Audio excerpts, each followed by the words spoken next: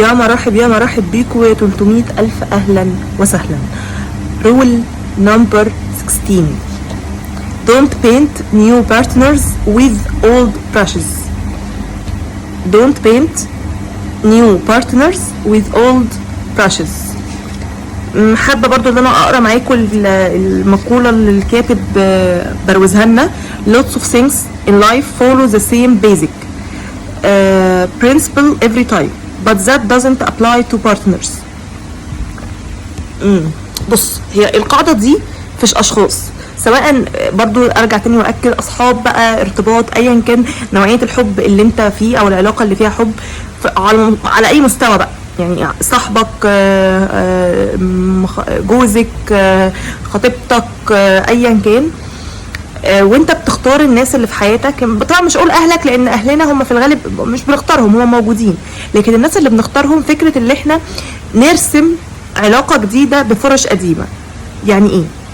يعني انا مثلا عرفت واحدة صاحبتي دي مثلا اسمها سلمى دي مثلا طيبة جدا.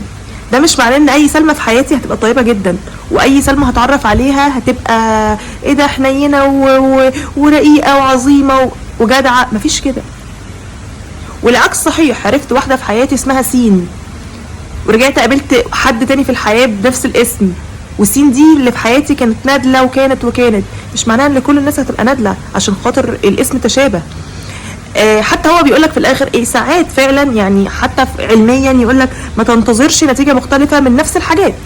يعني ما امشيش مثلا في طريق كله شوك، وكل ما امشي فيه الاقي نفس الشوك، وانا متوقعه ان لا اكيد في الشوك ده في يوم من الايام هيختفي. طب ماشي، هو حصل حاجه عشان تخليه يختفي؟ لا، طب ماشي خلاص هيفضل موجود، ما تتصدمش بقى طول ما انت تيجي ماشي في الطريق ده اللي فيه شوك. تمام. فهو بيقولك ده تمام ممكن يكون موجود، لكن مش في بني ادمين. انت بتتعامل مع كل بني ادم اللي هو كائن مستقل بذاته. من الاخر فلتر دماغك وفلتر العلاقات اللي في حياتك، ما تخشش في ريليشن شيب جديده وانت لسه متاثر بالقديمه وبتبني عليها.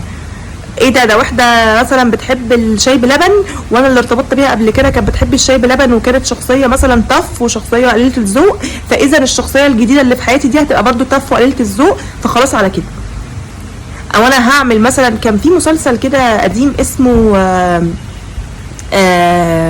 اللقاء التاني بتاع محمود ياسين وبوسي، كان في حلقات منفصله، فكان في حلقه من الحلقات محمود ياسين كان بيحب واحده ما في حياته، تمام، وظلمها بشكل او باخر، والمهم انفصلوا، وبعد كده رجع يرتبط ببوسي، بدا يعاملها بطريقه هو بيعملها انها حبيبته الاولانيه، وعايز يقلل احساس مثلا الذنب جواه في حاجات معينه، فهو حرفيا هي اللي في دماغه. طب انت خلاص يعني انفصلت عن دي والحياه خلصت وكده، دي ذنبها ايه؟